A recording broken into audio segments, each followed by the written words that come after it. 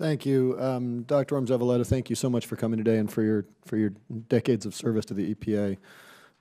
If my cell phone is any predictor, this is not the committee hearing that most of the country is watching today. But I want to suggest there's a parallel. Our colleagues over on the Intelligence Committee right now are defending the Constitution from the White House. And I sit here watching this and thinking we are right now defending the Enlightenment from the White House. And I'm not being hyperbolic. When we politicize the Constitution, we put our republic at jeopardy, and when we politicize science, we put our species in jeopardy. You cannot be happy that you're here. You cannot be happy that your leadership has put you in a position to defend an anti-scientific history. But make no mistake, Union of Concerned Scientists has reported that the idea behind this rule came from a 1996 memo from Chris Horner to R.J. Reynolds. Chris Horner, who was part of Trump's transition team in the EPA. Chris Horner, who is a tinfoil hat-wearing climate denier. And he wrote in his memo in 1996, because there is virtually no chance of affecting change if the focus is environmental tobacco smoke, our approach is one of addressing process as opposed to scientific substance. He then went through and recommended essentially what you're proposing here today, what your agency is proposing here today. Madam Chair, I'd like unanimous consent to enter this memo into the record. Now, in the New York Times report, it said that the supplemental proposed rule is considering applying the policy retroactively so that all past scientific research could be excluded by EPA unless the underlying data is made publicly available.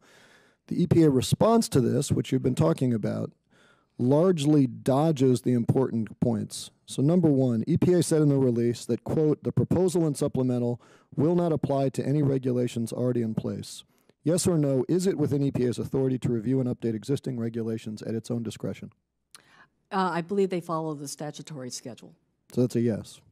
It's a maybe. You have that discretion. Aren't there mandated timelines to update certain existing regulations like those issued under the National Ambient Air Quality Standards? I believe the statutes do require a regular schedule for updating.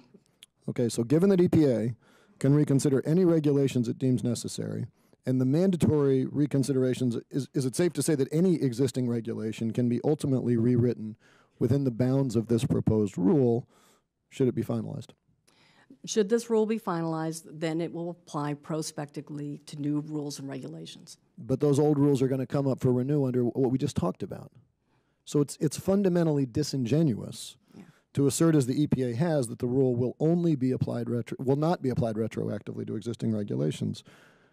And it's still applying prospectively. But all those rules are coming up for renewal. Like the agency may decide to update. A lot of it is driven by what new information becomes available. And we are asked to trust that people led by science deniers are going to make that decision right. Look, this is painful. And we are sitting at a moment where none of this assault on science happens if people in your shoes stand up. If and when you stand up, we've got your back. But please stand up. Thank you. Thank you. I yield back.